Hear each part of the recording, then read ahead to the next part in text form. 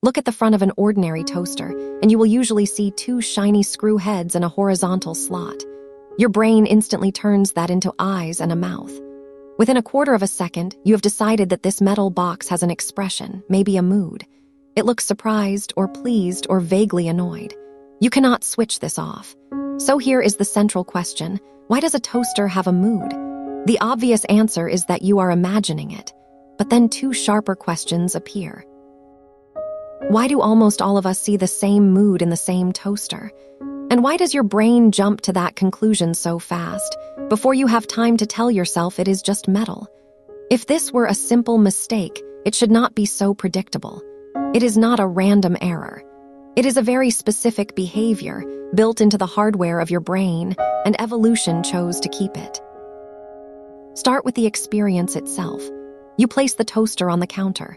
You glance at it and there it is, a face. The two screws are eyes, the slot is a mouth, the face is not subtle. It seems to be staring back at you. Then another part of your brain notes that this is absurd. Toasters do not have faces, but the face does not go away. You know it is an illusion and yet it remains. That is your first clue that this is not happening where you think it is. The face is not an idea you generate on purpose. It is a perceptual output, delivered to consciousness fully formed.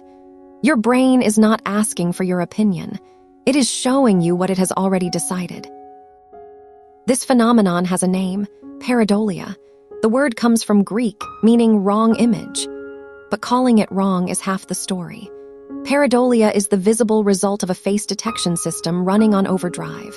That system is one of the most important pieces of your visual brain. It is the reason you can spot a friend in a crowded street without searching. It is the reason a baby smiles when its mother leans in. It is fast, automatic, and tireless. And it does not stop when no actual face is present. It keeps firing at the slightest hint of a face-like pattern. 3 dots and a line are enough. A toaster is far more than enough. The machinery is located in a part of the temporal lobe called the fusiform face area. This region was discovered in humans not long ago, and its specialization is striking. Cells there respond selectively to faces. They do not care much about hands, or chairs, or words, but they care intensely about the arrangement of a face, 2 eyes above a nose above a mouth. The fusiform face area is so sensitive that it can be activated by a simple cartoon face. It will also respond to the front of a toaster, because the toaster has the same geometry. 2 circular shapes and 1 horizontal line. That arrangement is enough to turn on the whole social machinery of your brain. The speed is the part that should unsettle you. Brain recordings show that the neural signal responding to a face appears within about 170 milliseconds after the image hits your eyes. This is called the N170 response, and it happens before you have any conscious awareness of what you are looking at. The interpretation comes first. The feeling of "I see a face" arrives later. By the time you could say, "That's just a toaster," your brain has already processed the face, categorized its expression, and prepared you to react. This is what makes pareidolia so hard to dismiss. It is not a thought. It is a sensation planted before thought begins. So why would evolution build a face detector that goes off so easily? The answer is a simple calculation of risk.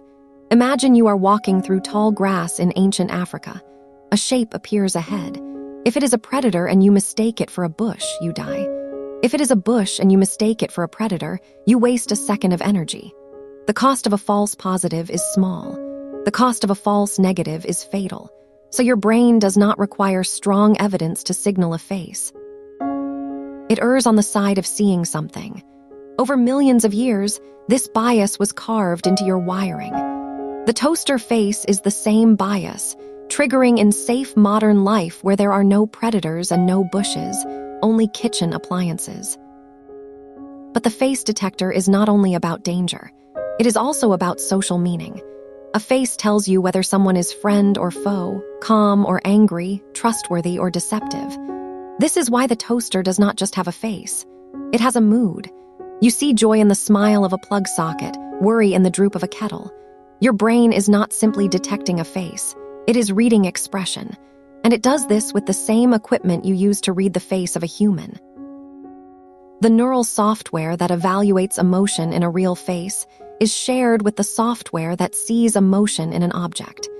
That is why a particular toaster seems grumpy to you and to your partner and to your guest. The geometry produces the same interpretation in every brain. Here is another line of evidence that this is built in, not learned. Newborns turn their heads toward face-like patterns within minutes of birth. They have never seen a face. They have no experience with the geometry of eyes and a mouth. Yet a simple arrangement with 3 dark areas draws their attention more than the same areas scattered randomly. There is no time for culture or learning to shape this. The face detector is ready on day 1. That is the mark of an evolutionary solution. And it continues to operate in adults, which is why you cannot stop seeing faces in clouds, in car grills, and in the front of a toaster. Now a question. Is pareidolia always about faces? Not entirely. Some people see animals in the cracks of a ceiling or an entire landscape in the grain of a wooden door. But faces dominate because they are the most valuable patterns in your social environment. There is a reason the most famous examples are all faces. The face of Jesus on a piece of toast, the face on Mars, the face of a Virgin Mary in a grilled cheese sandwich. These are not random hallucinations. They are your brain's priority system showing you what it is best at. It is not that the brain is bad at seeing reality. It is that it cares more about creatures than objects. There are limits, and those limits reveal even more about the mechanism. Turn the toaster upside down and the face can disappear. The exact same screws and slot, in the same relationship, but reversed. Your brain no longer reads it as a face. This is known as the face inversion effect. The fusiform face area does not process faces piece by piece. It processes the whole configuration at once, and the configuration has to be upright. A scrambled face is just a collection of parts. This is why an upside-down toaster is a toaster again. The system is precise about what kind of face it expects. It only snaps into face mode when the layout matches a real human face, oriented correctly. There is also a striking countercase in people with prosopagnosia, known as face blindness. These people struggle to recognize familiar faces. They may recognize their own mother's voice instead of her face, and studies suggest they show far less pareidolia. Show them a face in a cloud or a face on a toaster, and they are more likely to see just a cloud, just a toaster. Their face detector is running at low power. This tells you something crucial. Pareidolia is not a generic suggestion by the imagination. It is a product of the same system that fails in prosopagnosia. When the face system is damaged, the toaster loses its face. When the system is healthy, the toaster gains one.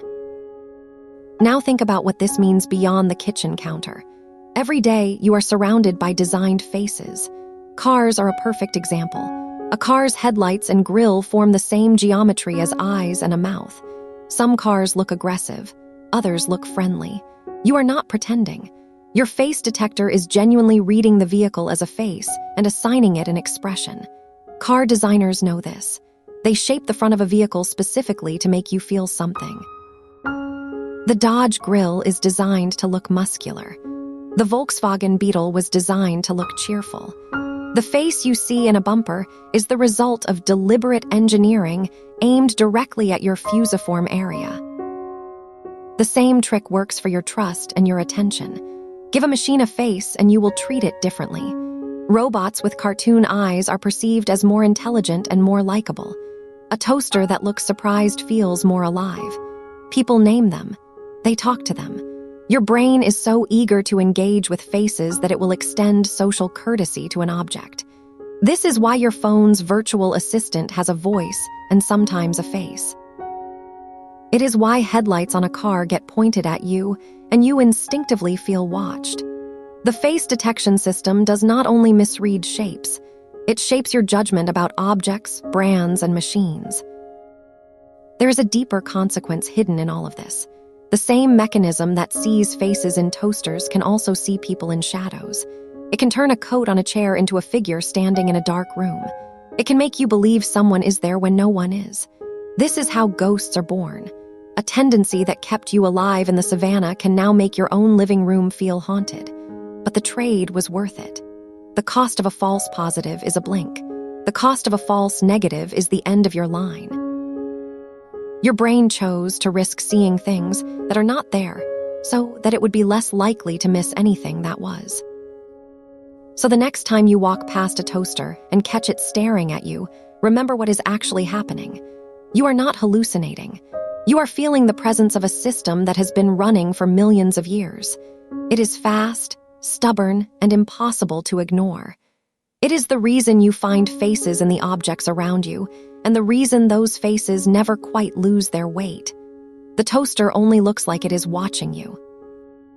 But the watching is real, because the brain behind your eyes has never stopped looking for someone to trust or something to fear.